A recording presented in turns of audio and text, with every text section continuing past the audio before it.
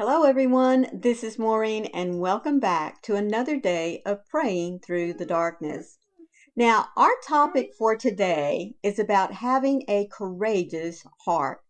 And as I read through the Bible verse and the prayer that always goes along with it, I was immediately reminded of a story from John, which I'll share with you here in just a few minutes.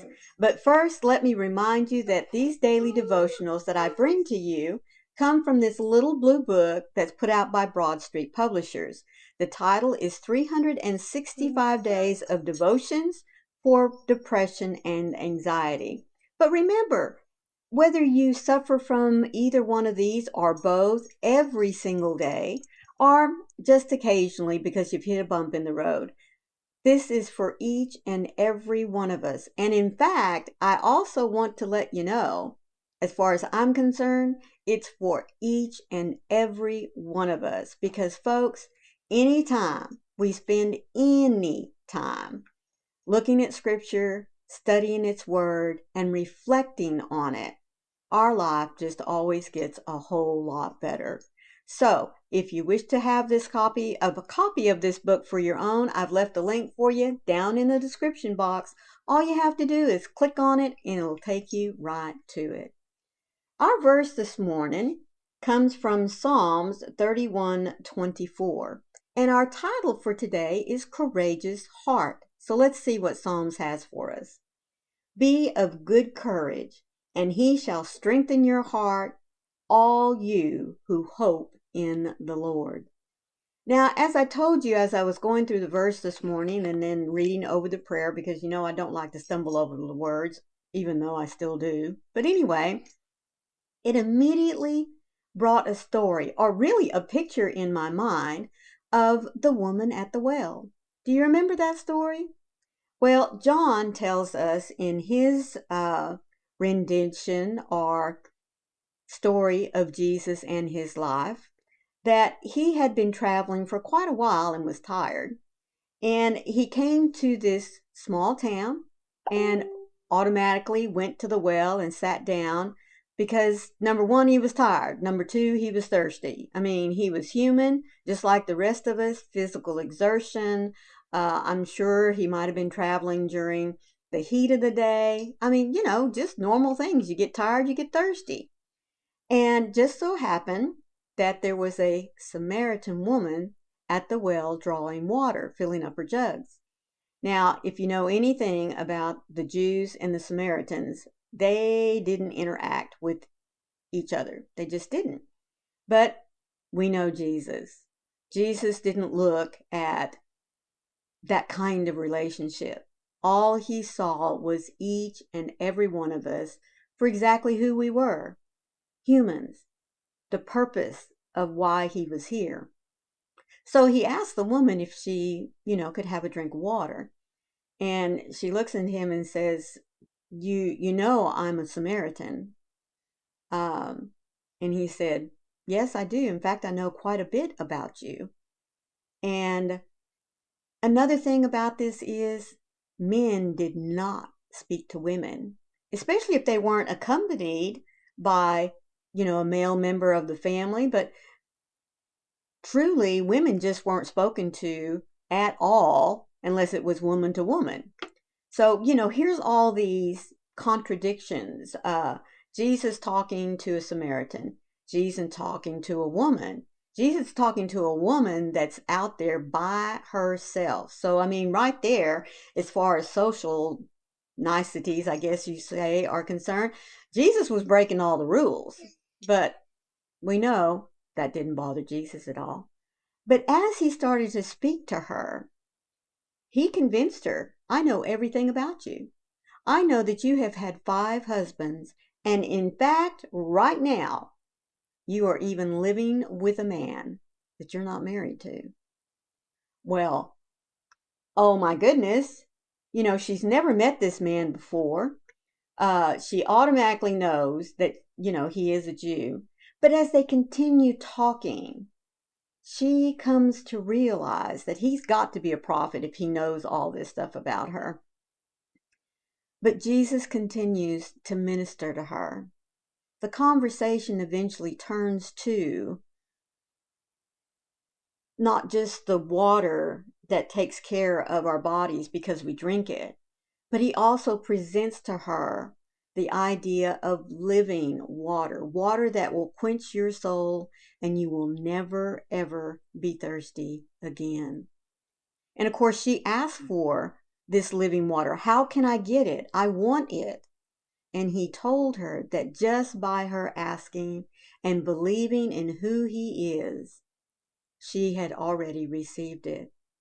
Well, folks, the news that she had just received and knowing that Jesus was the Messiah, the promised one, she couldn't contain that news to herself anymore. She had to go running back to her village to let them know, that she had talked to the Messiah, the Jew that claimed to come and save not just his people, but all people.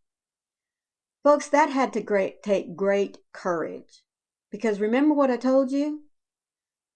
Jews and Samaritans don't interact. She didn't care about that. She didn't care about what was going to happen to her if she let anybody know that she had talked to a Jew, let alone a man by herself. She just had the good news of Jesus in her heart. Her eyes had been opened, and all she wanted to do was share her experience. That takes courage, folks. Courage, especially back in her lifetime. But she didn't care. She wasn't thinking about the consequences of the news that she was getting ready to deliver. All she knew was that what she had just received, had just experienced, she wanted everyone in her village to have as well. Folks, her testimony became one of the most evangelical stories of Jesus' ministry, because truly it is one of those times in which we see cultural boundaries are broken. Stereotypes of men and women being able to interact with one another out in the open freely had been broken. And it's just a beautiful, beautiful thing to see, not only just those kinds of boundaries being, pushed and dissolved, but also the fact that, think about it, in her lifetime, what she was getting ready to share to the people of her village could have instantly had her hauled out into I guess you could say, the middle of the village and stoned to death, or hung, or burned, or, just all sorts of atrocities. She didn't care.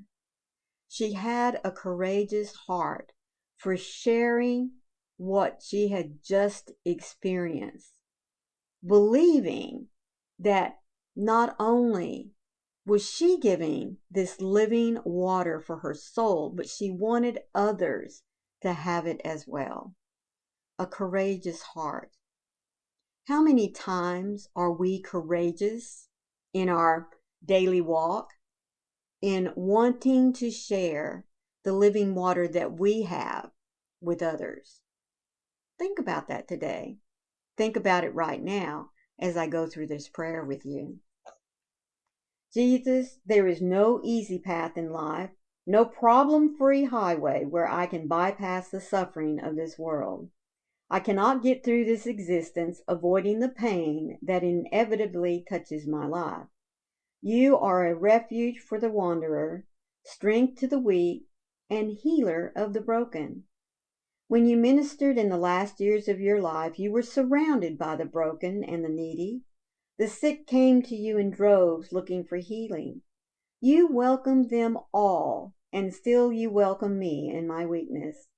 My hope is set on you, my source of strength for everything I face. I am filled with courage when you are my supply. Creator God, I come to you with my little and my lack. I know that I won't leave your presence in the same way. You are my God of abundance, so fill me with the strength I need for today. My courage comes from you, for you never turn away. You are my hope. You are my comfort, and you are my strength. Now remember I told you, think on the question, how often do you reach out with courage in your heart, knowing that this living water that we have all been given, that quenches our soul every time we go to the Lord, how many times are we willing, as the Samaritan woman was at the well, to go and share with others? I'm not only asking it of you, but I'm asking it of myself as well. Let's both think on that today. Thank you all so much for stopping by. All I ask, remember, is to hit that like button and leave me a comment to let me know how this devotional today touched your life. If this is your first time here, I'm so happy that you made it this far. All I ask of you is to be sure and hit that subscribe button and then look for that cute little bell with those little hugs on the side, because it'll let you know every time I upload content, especially if daily devotionals is what you're seeking. So until tomorrow, always remember that when the clouds, the darkness wishes to surround you and rob you of your joy and strength, remember that you are not alone. God is always there waiting for your call. And remember, I love you too. See you tomorrow. Bye.